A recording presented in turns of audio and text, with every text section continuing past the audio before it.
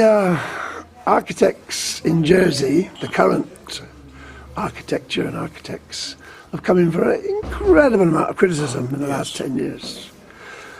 Unfairly so, in my opinion. Fairly so? Unfairly. Unfairly? Yeah. Is it that they're being given the wrong brief? Are they to blame? Is it the inadequacy of the design? Or is it that the public doesn't understand what it's about? I think the responsibility, rather than the blame, should be shared. You've got a very strict planning control system here. It's very, very strict. And if you deviate from that, expect problems. And most of the kind of what I call the design-orientated architects, and I put myself on the edge of that, get frustrated. So you start designing in a false sense. You try and go over the top to begin with, knowing it's going to be cut back. So it's a very complicated game of snakes and ladders. Of course, what we were seeing in your slides was mostly what comes under the grand name of architecture. Yes. Now, there were humble buildings in there, dwellings for ordinary people, but they were in quite grand buildings, large block developments, generally speaking. New ones. There wasn't the sort of small social development which Jersey sort of predominates I in. thought there were. You thought there were? I thought there were a few examples in. But mostly South it's America. big architecture. Architecture is mostly big. You had the little entrance at the beginning, which you showed us, which most people wouldn't think was architecture. It's just like a bus shelter. Yes. And most people don't think that's architecture. No. For me, that's architecture. That's architecture, of course it is. Because it's detail. The God's in the detail. Exactly. But here, for some reason, in Jersey, little old Jersey, it's got a terrible purveyor, as we've discussed many times, a never-ending housing problem. Yes. And as we know, architects ought to be able to design small economic housing units. They ought to be able to do them in their sleep, surely. What's the problem? Why is it? There's problems finding the right sites, and this comes out always, ever since I've been here, those sites have been expensive, extremely expensive. So there's this tendency to kind of squeeze not only what the site can take, but more on it, and it compromises the design. It really does. Is it we don't have a Corbusier or a Gropius in Jersey? Is that what we need to get to grips with these sort of problems and produce architecture as well? Well, I think when I came here in the 80s, you had people like John Taylor, Nigel Beale, particularly David Barlow, who was a wonderful, wonderful architect, and did a whole range of housing schemes around the town. And I used to respect, admire and study David's work, and I think that tradition has been continued as best as possible.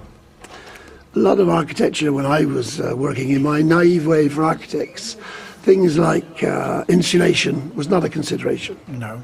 And you were referring to Stirling being a great architect, but his buildings, in a practical sense, were not very practical. James Stirling was an enigma. If you don't mind, to take 2 minutes to explain how he worked. A new job, James Stirling would turn up the office on a Monday morning and have 5 or 6 very good architects there, and he'd give them the same brief. 1 week later, he'd walk in again and see 6 schemes, different schemes, for that particular brief. And he would talk to each architect, and James Stirling would pluck the best out of each of those schemes. The following weekend, he'd put them together, walk in, and he'd come in with a scheme that was better than all of them, and they all worked on his. They all recognised he was. The lights have been turned out on us, so they obviously want us to go here.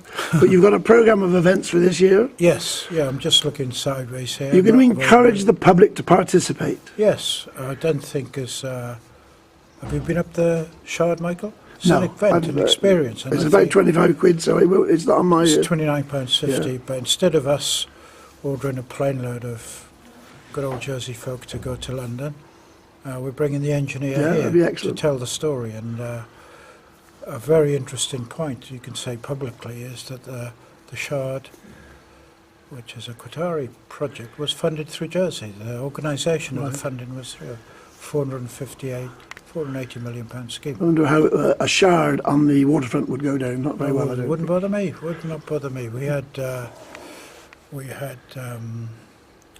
the Texan architect over, didn't we, a few years ago, We did. with shards down the waterfront, and I didn't have a slightest problem with that, apart from affecting the aircraft. We're going to have to pack in now, but there's just one Okay, little Michael. bet and wire which I always raise with you. Go on, Michael. Accessibility, disability. Yes. Will your competition later this year acknowledge disability design? Yes, no, it's Will no, there be an award for the best it's no accessible law, building? law. Well, I think we're going to get to, I hope to will get to the best building of the year in Jersey, all our categories, put the categories to compete and emerge with the best building of the year by general consent. But general consent means JAC, Jersey Architecture Commission, well qualified to judge in that matter.